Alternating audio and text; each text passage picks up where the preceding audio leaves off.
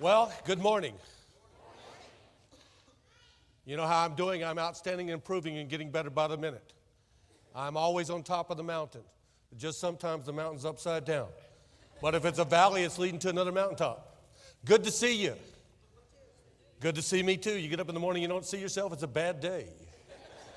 Well, it's really a good day. You'll be of Jesus. Everybody makes mistakes, even God. Just look around.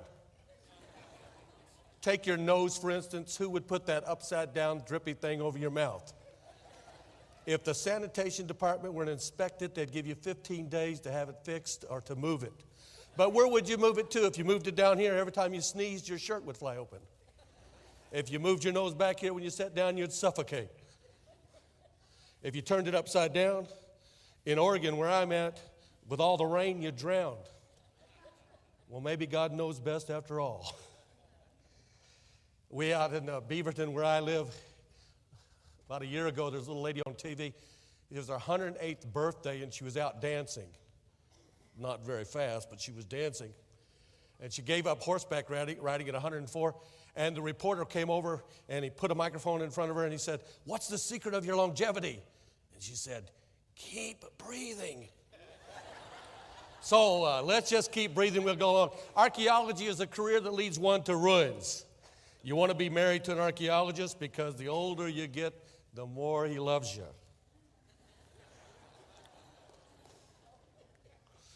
We're going to go over to Egypt this morning, and the sheer splendor and unrivaled grandeur and unsurpassed majesty of these relics of the past invites anticipation of how they were built.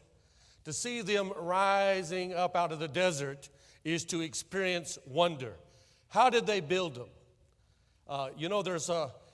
Before we can unlock the future, we must first find the keys to the past.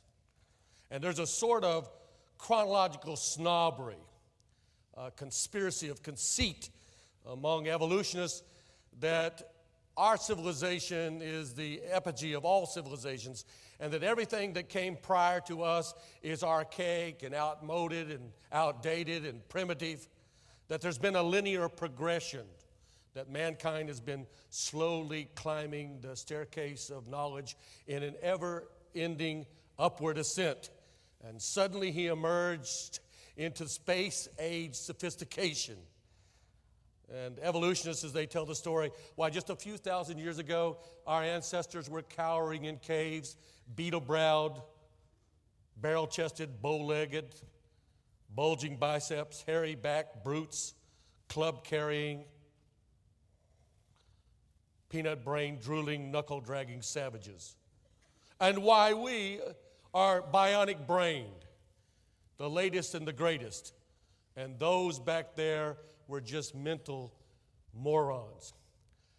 Well, towering over the Giza Plateau in Egypt is what the Encyclopedia Britannica calls the greatest single building ever built by mankind.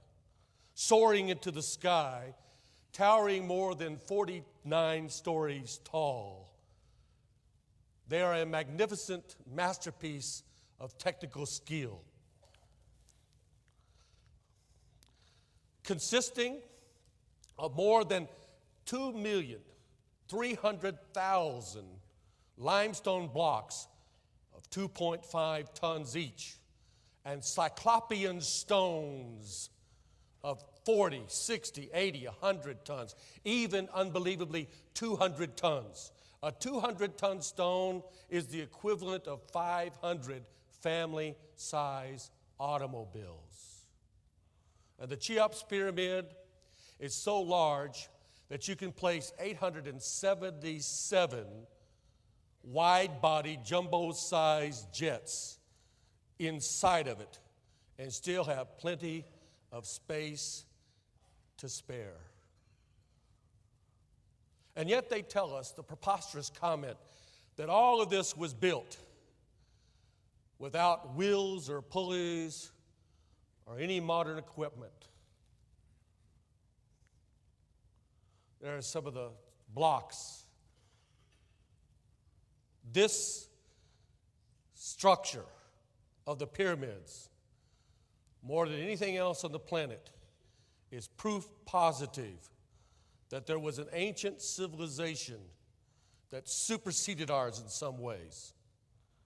Anyone with any degree of expertise in archaeology, astronomy, architecture, mathematics, when they looked at these megalithic monuments, they realize that they are dealing with a technology that we do not comprehend, that is outside of ours. There is ample archaeological evidence that there was a civilization of unparalleled sophistication that arrived here around 3000 BC, 5,000 years ago. And just to look and to be at the Giza Plateau and to stare up at those magnificent monuments is just, everyone needs to at least take one trip there and to experience and look at those. Do you realize that Abraham looked at the pyramids and Moses and all the others? You know, Abraham was from Ur of the Chaldees. You know, he was going out not knowing where he was going. Ur. Somebody asked you, where are you from? Ur. No, I ask you, where are you from? Ur. No, wait, I'm asking you, where are you from? Ur. Sounds like a caveman grunt, doesn't it? But Abraham, you know, when he was 116 years of age, Isaac got his driver's license. Pacing up and down in the tent going, sit down, Sarah said, sit down, Abraham. How can Isaac's out there on a 2-hump, 4-speed camel with racing stripes roaring across the desert.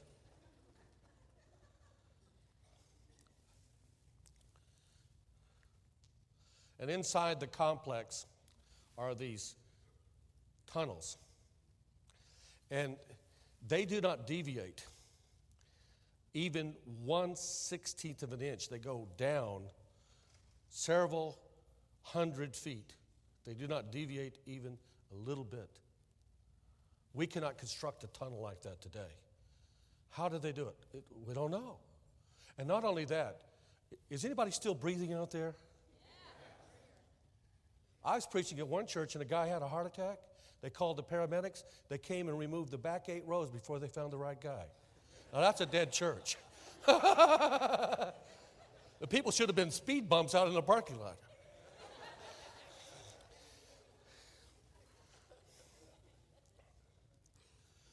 And so we see these tunnels, not forgetting that at one time there were more than several 100,000 16-ton white limestone blocks covering the outside of the pyramid that were polished to optical precision. Such precision to the optical precision of a contact lens that even today, when you go there, you cannot put a razor blade between the cracks. And you see that white, it used to be when you go into the desert, before the Muslims came and they began to tear off the outer limestone blocks and for building material. But you know, Moses played there. Moses was once a basket case. There's hope for some of you. Rose to be second in command of Egypt. He knew the secret of the pyramids. Plinius, the historian, when he went there, he witnessed the Egyptians climbing up on the side and using it kind of a slide to have fun. They would slide down. The blocks were so smooth, and there was a big pool of water, like a giant water slide. When I was a boy, my mom used to say, Dennis Lee Swift, if you fall out of that tree and break your leg, don't come running to me. Can you imagine Moses' mother said, hey, you flat out there and hurt yourself? All right. These are the blocks. We cannot do that. We can't get people to build sheetrock and put it together within 0.1 inch. They did it on the whole side. And you know what they tell us? Well, they did it with copper tools and wooden mallets. Well, you can use copper tools with diamonds embedded and abrasive and cut through some soft limestone, but not granite and diorite. To say that they used copper tools to cut through granite and diorite would be like me saying that I used a knife of butter to cut through steel. Nova, hey, we're so smart we can't even explain how they did it. Nova TV said, the Americans went over there and said, all right, we'll build a 20-foot pyramid and show you how they did it. 1-ton blocks. But they went out and they used not copper tools to cut the limestone blocks, they used modern equipment. Then they started to put it together and they made mistakes. And the blocks, if you look closely, are about a ½ inch apart. They couldn't finish it. So the Japanese came over and said, we'll build a 30-foot pyramid and show you how they did it. They used equipment off the side, same thing, cut the blocks. But when they got to the top, the ½ ton capstone to put it on, just a ½ ton to put it up to the top, using what they call ramps and everything, they couldn't put it on correctly. One guy was almost killed. Now, the typical explanation as you look at the pyramids is they say they built a ramp. Now, this is them trying to build the pyramid here, the modern. But if I were to back up to the other one and you look at Cheops, the largest pyramid, did you know it would take a ramp 1 mile long? And it would weigh so much it would collapse. And then they say they were using these rollers and they had ropes and they're pulling them up to the top. You know what? If you had every 3 feet a guy with a rope, and you had hundreds of people, to move a 200-ton stone, it'd take you maybe 700-800 men at least. When they're getting to the top, the ramp goes to the top like this. As they're pulling the rope, where are the men going?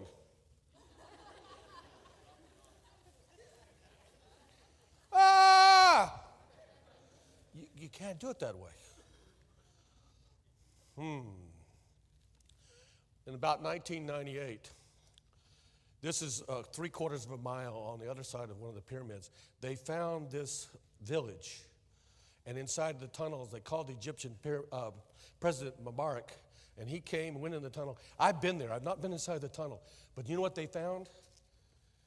They have now found evidence. The Hebrews never worked on the pyramids. You know, you see those movies, Charlton Heston, and all the Hebrew slaves cowering under the whip.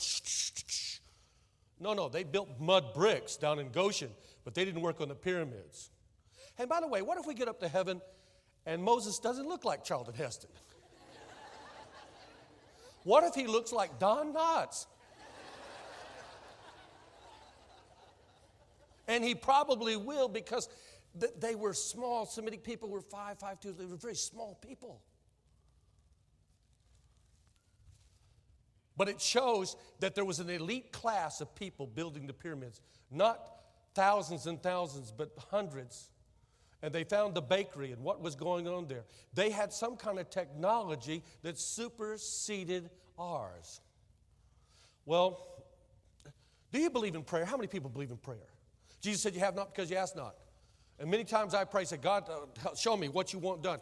And a couple of years ago, I just felt this dynamic mental impression that was the time for me to go back to Egypt. I went and booked a ticket online, $1,000. The next day, out of nowhere, a guy calls me and said, hey, I want to give you $1,000. At church, I'm a believer. I'm not a beggar.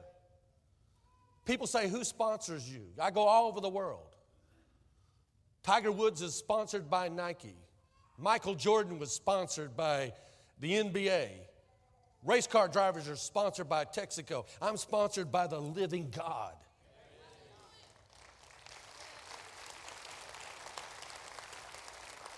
And God's got more chains than all the money in the universe. Anyway, I booked that ticket. I went over to Egypt. Ahab the Arab, little camel music. And I found a guy up on the pyramid plateau. His family had worked up there for 20 years. And I told him what I wanted. And we went behind where nobody else goes. And what we found is evidence of high machinery, use of long tools. You see this granite, there's a granite block there. You probably can't see it without a pointer, but there's a saw right through it. It's like where they cut it. Sir Flanders Petrie, the great archaeologist, when he went there, he worked on the pyramids, and he wore a pink ballerina costume. You know why? Everybody thought he was crazy, but the Muslims would leave him alone back then. And he spent...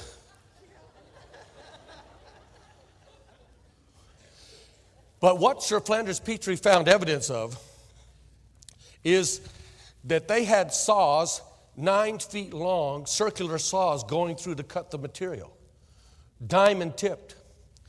Inside of sarcophaguses, when we use a drill, bzzz, if you look at it, it leaves little whirl marks as it revolves around and around and around. Inside there, under magnification, they found symmetrical spirals that they used the sarcophagus granite and they drilled down into it cores. Or when you cut through pine wood, you're using a circular saw. Zzz, sometimes you go too fast past the pencil mark where you marked it, and it cuts too far, and you back out. They found evidence in granite and diorite. Now, diorite is what we use to cut diamonds. In diorite, sometimes they made mistakes, and you could see where they went too far so fast, so suddenly, and then they backed out and they filled it in. Sir Flanders Petrie's estimated that it was 500 times faster than any piece of drill bit that they had at the time. Not only that, he wrote that they were familiar with the use of a lathe as we are in our modern tool shops. That was in the 1880s. Here's a radius gauge out behind where they carved the diorite. What we use is a computer apparatus. If you're going to make it circular, and you're going to carve it just right, it goes down. They were able somehow to make perfect round pillars that we cannot do. Here's a statue that they pulled back, gave the guards a little bashish, some money, and it shows that what happens, and it's unfinished. And this is probably about 30 feet high, laying on the ground behind one of the pyramids. And it shows what happened is when they were forming it, it came out suddenly. They were using it, it was coming very quickly. And this is an unfinished one. It shows the evidence of a high-speed technology. These are diorite statues. In the beginning of the civilization, we know that around 3000 BC, how long ago was the flood? Approximately 4,000, 5,000 years ago. Yeah. One guy said to me, really bourgeois, sophisticated guy, he said, my family genealogy goes back 1,000 years.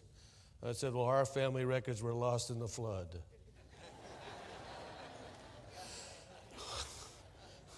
When Noah was on the ark, the boys came to him and said, Dad, can we go fishing? He said, sure, boys, but go easy on those worms. We just got 2 of them. Did you ever think that when Noah, before the flood, he was in the minority, but after the flood, he was in the majority? He preached his first sermon at 500 years old and restarted the world when he was about 641. This is an obelisk. It's about 900 tons. In the 1970s, we had a piece of equipment that could move a 160-ton block. Some of the stones at Giza on the Sphinx are 200 tons. And we used to have this piece of equipment. It'd take 6 weeks to set it up, and you'd move a block, and it'd take 3 weeks to reset it up to do another one. And then we went up into the 80s at about a 300-ton cranes. Now we have something that could lift a 900-ton stone, but we couldn't move it around. We could just move it up in the air. They quarried these things and moved them down the river of the Nile and set them in place. They tried to duplicate it with, about 5-ton deals, trying to move it that way, what they thought. They couldn't get them up like that. They even found evidence of a 1,200-ton stone that they were quarrying in Aswan that they stopped, and they were cutting it out. This is a sarcophagus. I'm the exclusive Northwest distributor for microwave fireplaces. Yeah, why waste hours before the fire when you can enjoy the entire evening in 8 minutes? I also sell Tupperware caskets. Beats the high cost of dying. They burp when you close them. They're 8 feet long. Throw in a little lettuce, guaranteed to keep you fresh for 6 days. They can double as a salad bar in the foyer of your church. Okay. This is a sarcophagus.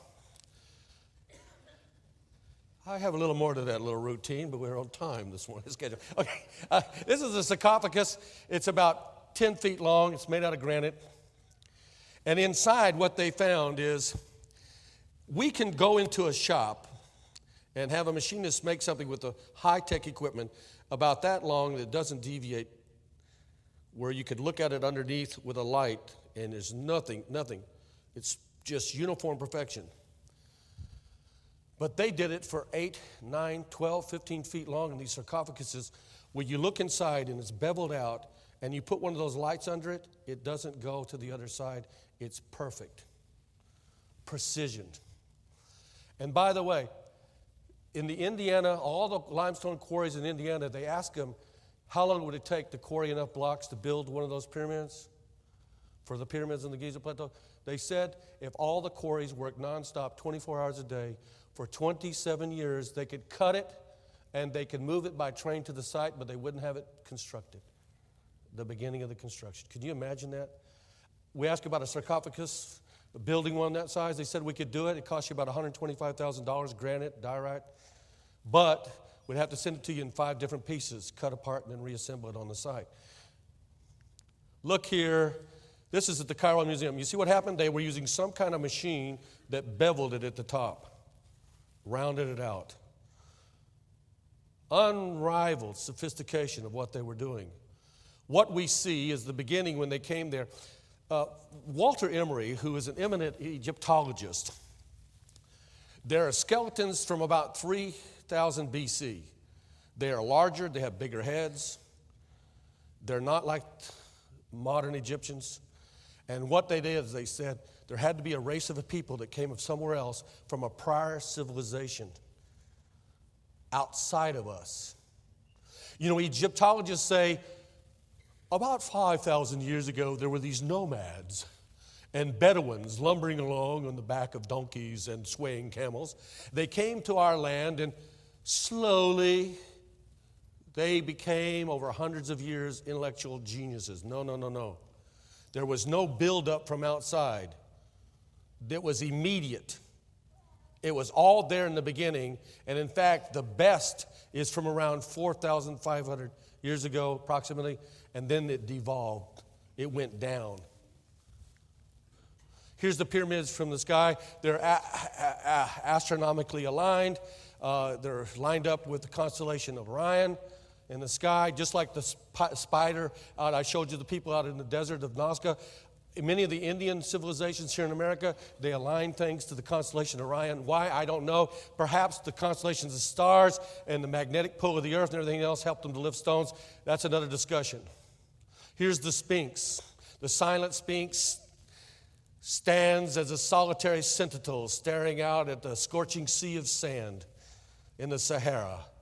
And the mute monument breaks her silence and speaks and tells us that her feline body that is eroded was not by swirling sand or the grit of dirt, but by water. Robert Schoch, Boston professor, jolted the rigid ego academic establishment with an impressive array of geological evidence that even though the desert jealously guards her secret, we know that that was not wind that carved the body of the Sphinx, that it was water.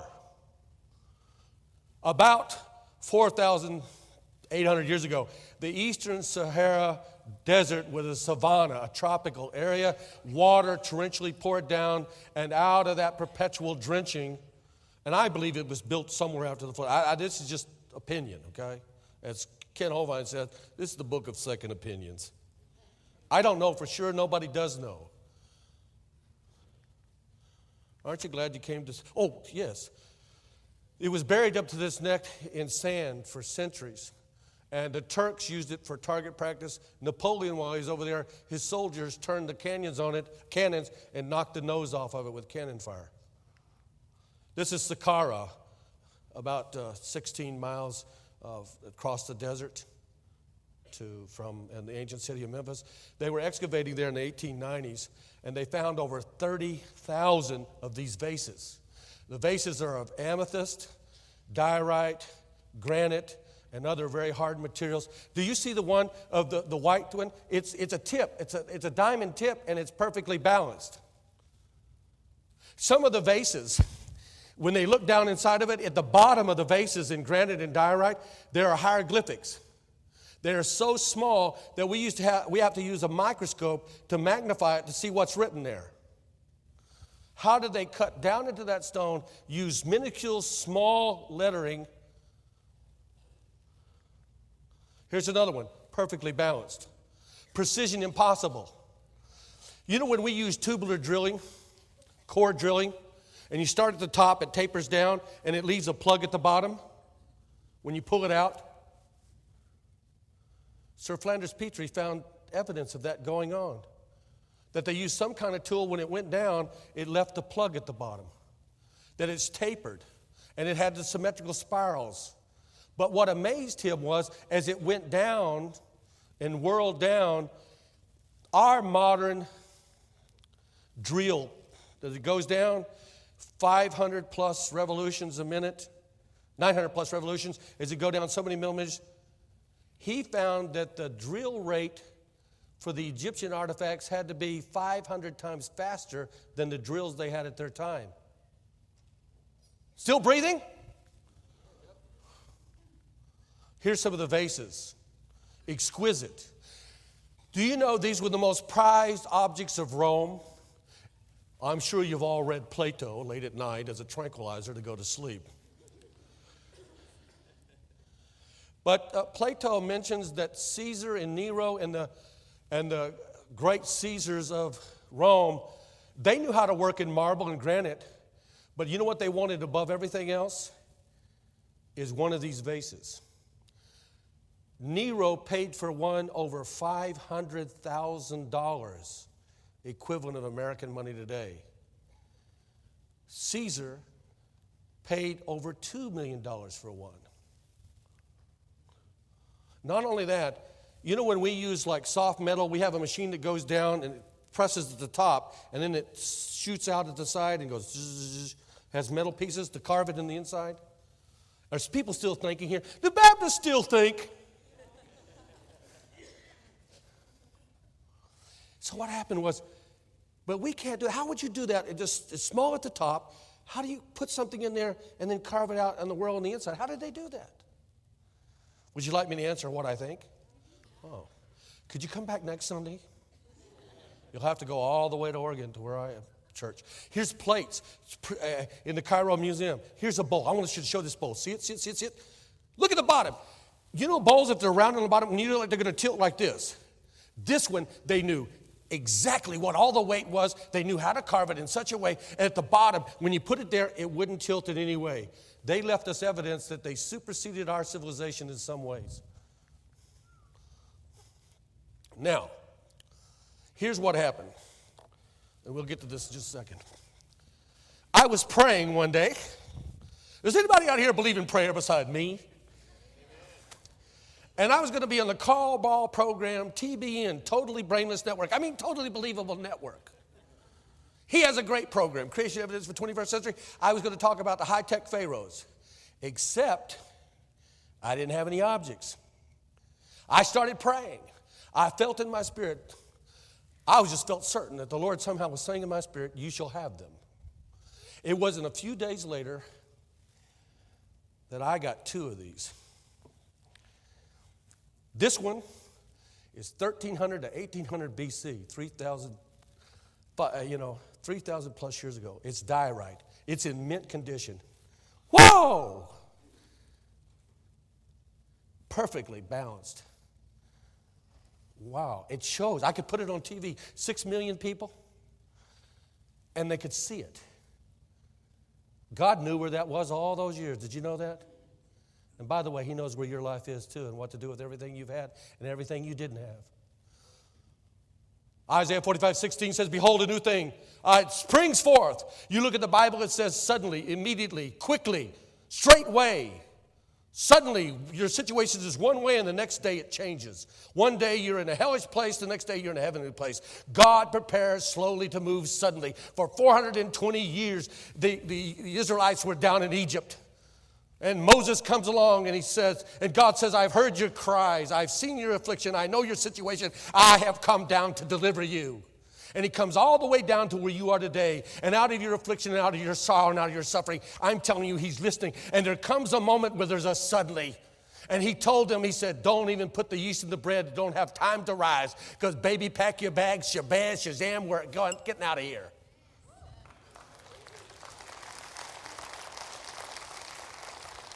All right.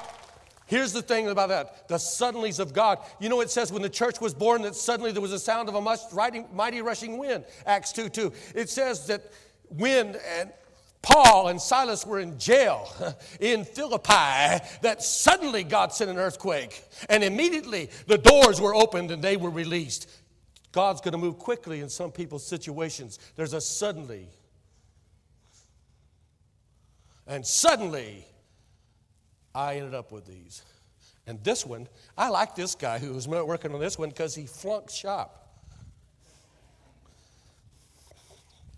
Inside of this vase, he didn't finish it off. Do you see this? There's a plug in the bottom. Now, here's what they did, possibly. Because in granite, there's quartz and feldspar and mica. And when they examine these objects, you'll see the spiraling down like this, but it cuts through the quartz faster than the granite. The quartz is harder than the granite. The quartz, it should be shallower and take longer to cut through it. But if you're using an ultrasonic drill that's vibrating at 19,000 to 25,000 vibrations per second, when it's vibrating in that air and that sound, it sets up a symphonic vibration. The quartz vibrates in harmony with it. And so when it gets to the quartz, it goes through faster. Isn't that amazing? Woo! All right, here's this right here. I got time, maybe a couple little illustrations. When the Hoover Dam was being built in the 1920s, a guy named Warren was with General Electric, and I don't know if you know this, there was so much electricity going to come out of there, they were trying to find out what the insulators for the wires should be. And in the laboratories, no matter what material they would use, when they bombarded it with a high degree of electricity, high current, it would explode. It would explode. It would explode. They had no material to insulate the lines. Hoover Dam was almost completed. President Hoover called Warren himself. He said, what are we going to do? You got a dam, but no way to carry the electricity. That's a voltage. He was a praying man. He went upstairs and he started praying. He said, God, what am I going to do? And God just, he felt. Read John chapter 2, the first miracle of the wedding at Cana. Well, that's a good deal. God, here I am trying to help. And the jars, suddenly he felt something about those jars where Jesus turned the water into wine. And he felt, I'm going to get an answer from God. God's going to help us. He went downstairs. He told his wife, we're going to get an answer. They had been working nonstop, his laboratory, for 2 years. He said, first, we're going to take a vacation for a month. Give the employees a month off. Go anywhere you want to go, but you come back, we're going to solve this problem. God's going to answer. How do we be with the ceramic jars of Cana of Galilee? There's this pastor, he was driving, he was swerving on the road, and highway patrolman pulled him over. Said, you been drinking? No. What's in that bottle on the passenger side? Water. Let me have a sip. It's wine. Pastor said, he did it again. Don't try that. All right. So what happened? One of his employees came back. He said, where'd you go? He said, I went to Egypt. Because Howard Carter, who was also a Bible-believing Christian, had prayed for years, and he found King Tut's tomb. And while he was there, one of the guards gave him a piece of porcelain. And so he said, oh, yeah, I got a piece of porcelain. And Warren said, oh, okay. He just didn't think about it.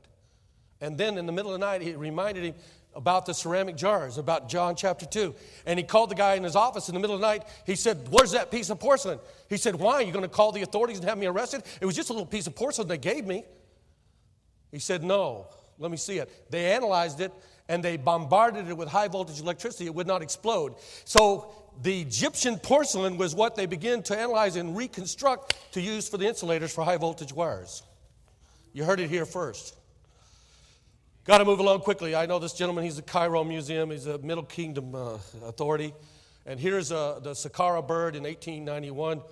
They found in Saqqara, in the pyramids, what they thought was a bird-like object. They put it in the basement in the boxes. A guy in 1971, an Egyptologist, was rummaging around down there. He opened up the boxes. He was a model glider enthusiast. And it looks, this is the official museum photographs, it looks like an airplane, a glider. The part of the piece of the tail is off. It's like this. It has even a stripe around the outside of the wing. And if you do it like this, it'll fly and glide. Now, I'm not saying they had airplanes with motors and everything, but they understand the aerodynamics. In fact, a replica of this was sent to the National Museum of Space and Aeronautics in Washington, D.C., and they have it as an example of the first example of flight. Oh, an excellent book. You need to get this book. The Unlocking the Mysteries of Creation has the best graphics, it's natural graphic quality, and it talks about all this kind of stuff, and it's in there, and boy, it's right out here. And I did most of the research on this book, The Puzzle of Ancient Man, that will talk about many of these things right here. We have them out here at the table. All right. Oh, this is an interesting object. Are we still okay? Are you glad you came to church today? I think boredom is a sin against the Holy Spirit, by the way. Holy shoddy, still shoddy. He's the God of the superlative. We should be passionate champions of excellence. And then we try to package it in such a way that it communicates and keeps people going and inspires you to go do something for Jesus Christ. This boat inside the Cairo Museum, do you know what they found when they were excavating Teotihuacan in Mexico, outside of Mexico City? They found one of these boats, an Egyptian boat. Was there transatlantic contact? Possibly so. This is the Egyptian mask. Moses gave up the King Tut's mask. It's 68 pounds, solid gold with a little bit of the blue. He gave up all the treasures of Egypt. If you've ever been to the Cairo Museum, and King Tut was just a teenage pharaoh. The man gave up everything to be obedient to God and Jesus Christ. He gave up the riches of the world. And for 40 years out in the desert. Can you imagine 40 years out in the desert? Same old. There's Mount Horeb. There's the same mountain. Same thing. Somebody says to him, well, what do you think your life will ever change? Well, no, I don't know. Years ago, I thought something would happen. Some of your lives are just same job, same territory, same problems. But then God shows up in the burning bush, the butane bush, and delivers the people through him. You see the blue? Do you see that blue color? Isn't that exquisite? Some of these things are 4,000 years old. They're exquisitely blue. Blue Euphrates. They put these in the tombs by the hundreds. They thought there was a service next to God. In Pompeii, in the early 1800s, they found a pot of Egyptian blue paint. And they began to analyze it, and over the next 100 years, they're trying to find out how they did it. Because we're talking about this stuff at 3,000 and 4,000 years old, it's still bright blue. In Oregon, where I live, it rains all the time. You know how you can tell it's getting to be spring? The rain gets warmer. But paint jobs don't last very long out there. They analyzed this, the complex process of 1,000 degrees temperature and all these chemicals. It's very expensive. We could make a pot of Egyptian blue paint, but it costs so much money. But that paint that they made shows they were technologically superior. I'd like to paint my house that way in Oregon, bright blue. The neighbors wouldn't like it. But it would last for hundreds of years. How are we doing with time? I don't know my time. I think I'm out of time. I'm through. I'm finished. I'm kaput. I'm zero. I'm going, thanks.